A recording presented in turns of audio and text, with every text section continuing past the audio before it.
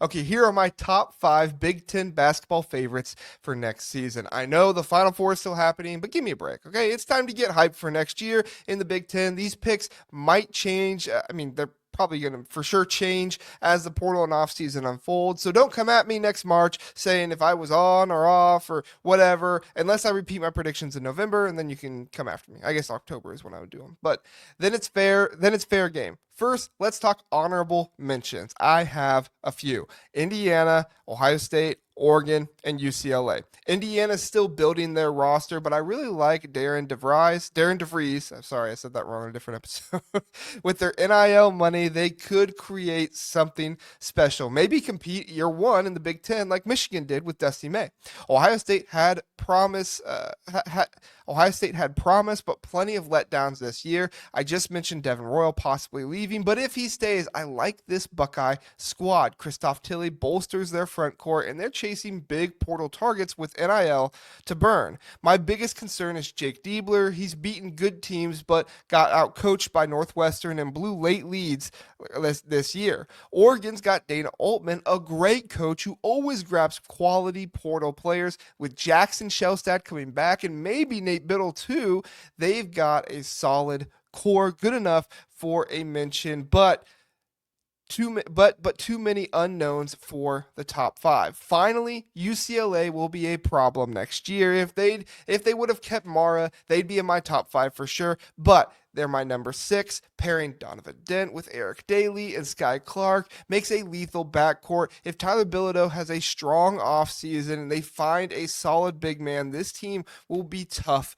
to handle. Now for my top 5. At number 5, Wisconsin. Greg Gard and the Badgers had a great year, picked near the bottom, but finished as the 5 seed in the Big Ten tournament. Gard needs to reach the NCAA tournament's second round, but thankfully, that's not what the ranking is about. Wisconsin returns John Blackwell and Nolan Winter from their starting lineup last year. I'd like them more if John Tonji were back, obviously, but he's out of eligibility. Still, bench players like Jack Chinicki and Xavier Amos are ready to step up to be bigger contributors on this team. The Badgers are being picky in the portal, sticking to their shooting trend. We'll see if it pays off. I just wonder if they can replace Tanji's impact. At number 4, Illinois. Kylan Boswell and Big T Tomislav Ivicic are back. I love teams with a strong starting guard and a big man. Big T's brother, Zvonimir Ivicic, Big Z, is likely coming too. If Josh Dix and Jalen Sellers, currently crystal ball to Illinois, join, that's a heck of an offense. I lean Indiana still for Dix, but I'm going to roll with the crystal balls for now just because that's what is out there and everybody sees. We might hear about Dix today. Hopefully, it hasn't happened already, as I do this show at 9 a.m. and guys could announce at any time. But Illinois is at 4 because of their defense. They can't be Iowa under Fran McCaffrey with more talent. Brad Underwood needs to shore up that defense to win the Big Ten and contend for a title. Into the top 3, I have Michigan at number 3. Oh boy, the Wolverines are busier than ever in the portal. They're busier than ants serving their queen, right?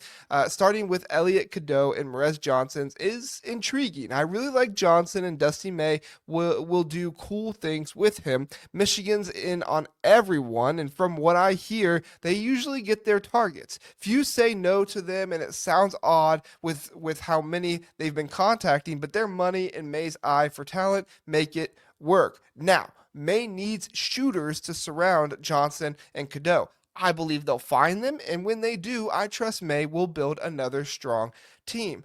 Right above them at number 2, Michigan State. I can't put them below Michigan right now. Sorry, Wolverine fans. I just tell Dusty May to care more about the on-court results, not the on-logo standing or whatever, right?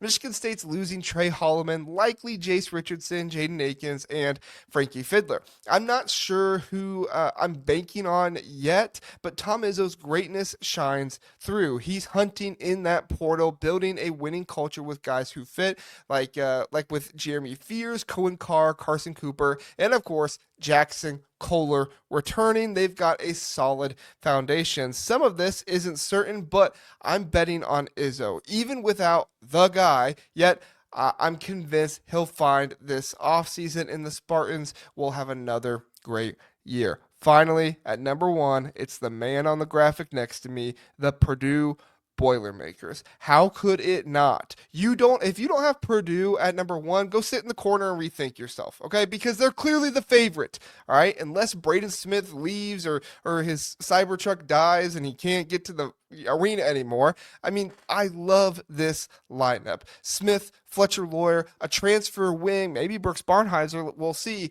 Trey Kaufman and either Oscar Clough or Daniel Jacobson, plus CJ Cox and Jakari Harris developing off the bench will be huge. Matt Painter's one of the best coaches in college basketball. He knows how to win with potentially 2 first-team All-Americans and no glaring weaknesses. I really like where Purdue's headed next year. What do you think? Agree with the Boilermakers, or are you hyped for someone else? Let me know in the comments.